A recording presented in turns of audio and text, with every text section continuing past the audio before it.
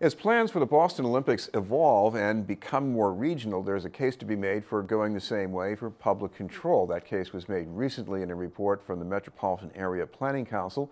To tell us about the report is our guest from the council, the Assistant Director of Data Services, Tim Reardon. Thank you very much for being with us, Tim. Thanks for having me, Chris. First of all, talk about I guess it's almost a mantra in this report, is legacy first. So what do you mean by that?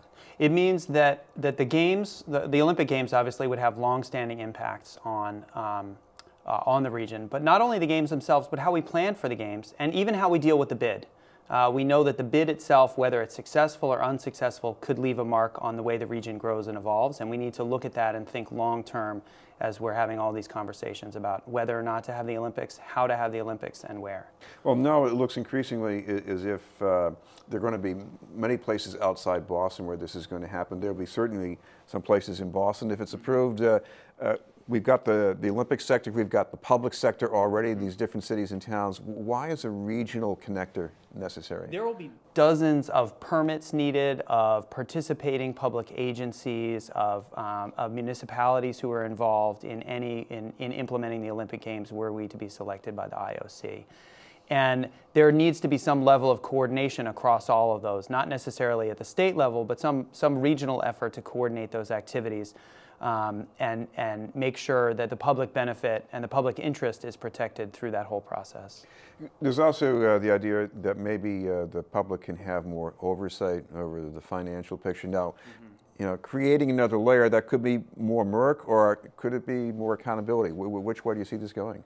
Well, obviously, I mean, you know, we see it as a benefit to have a body, a regional body that includes representatives from both state government, elected officials, municipal governments, as well as other regional interests participating in this and trying to bring people together. There's really no table around which all those parties can sit. It certainly will affect Boston, but it'll affect Cambridge and Somerville and Milton and Quincy and, you know, people all across the region. And currently there's no venue for all of those affected parties to sit around the same table and have a conversation about what the Olympics might mean, how we might pay for it, and what the long-standing benefits or impacts to the region might be. I know you're far from getting into details of planning here, but you are a planning council, and you have some ideas about principles. Talk about some of these locations where there might be game venues in Boston or other kinds of facilities. Well, you're right. We didn't focus on, attend to the details of each individual site, and we focused really on the three main venue sites, the stadium site, the Athletes Village, and then North Allston, where there's a number of venues proposed. And what we focused on was the issues of transportation, of housing, and financing related to those sites. And on transportation, there's a number of improvements that could be made that would have long-standing benefit to the region that we kind of need whether or not we have the Olympic Games. The expansion of South Station, the creation of West Station, which would be a new commuter rail station that's in North Allston, serving a huge swath of land in North Allston that may be made available for development as the state realigns Route 90. So there's a number of transportation improvements that could have long-standing benefits. And then we also looked at the housing impacts that the development of those sites might have as well. The ability to create new, desperately needed new housing in the city, whether it could be used to create affordable housing, and also what the ripple effects might be on affordability in the surrounding neighborhoods.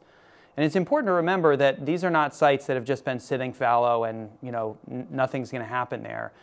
There's already a master plan for Columbia Point where the Athletes Village is proposed.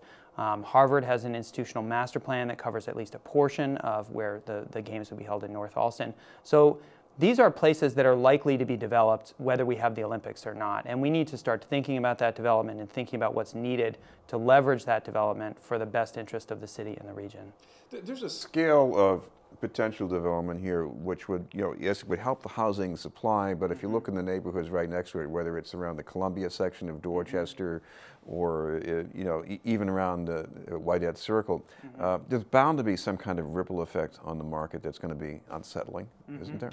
Well, you know, it's interesting because Boston has experienced quantum leaps in its growth in the past. Think about the construction of Back Bay, which I'll add was not done simply with private dollars. The public sector went out, they filled in the Back Bay, they built Commonwealth Avenue, And then people built a lot of real estate and made a lot of investments in real estate along there that paid back all those investments in Com Ave and filling the Back Bay and all those things that, that the public sector did. So we do have a history of building new neighborhoods in the city and in the region. We haven't done it for a long time, and so not many of us have experience doing it, but it certainly can be done. As for the case of, and it can have a really profound impact on meeting the housing goals that have been set out by Mayor Walsh in his housing plan and that we've identified. As for the ripple effects, we did look at that. Some of the sites are more insulated from surrounding neighborhoods. For example, the Whittitt Circle site on the west is Harrison Avenue and the Ink Block, and a lot of development that's going on and is likely to keep going to 2024 and beyond, regardless of what happens at Whittitt Circle.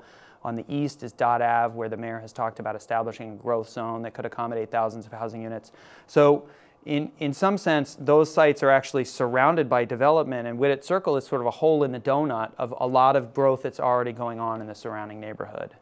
You've talked about the idea of value capture financing, and what about the boundary? Is there really a boundary between public infrastructure that will be a legacy and temporary Olympics things? Well, we think, there needs to be a blend of public and private money that would be involved in the whole range of infrastructure investments that might be made related to the Olympics. There are certainly things that would have long-standing benefit to the region regardless or not of whether we get the Olympics. And there could be improvements that are pretty much the primary benefit is for the Olympic Games themselves. If they have long-standing benefit, we feel it's appropriate that they be paid for by the public sector. If they're principally for the Games, that should be covered by Boston 2024 and its private supporters. And there's probably a gray area in the middle where there's some improvements that have some benefit for the Games, but also long-standing, benefit to the city. And we need to find the right mix in there. I wouldn't say that there's a bright line. Right. Well, thank you very much for being with us. Thank you, Chris. And the Metropolitan Area Planning Council, Tim Reardon.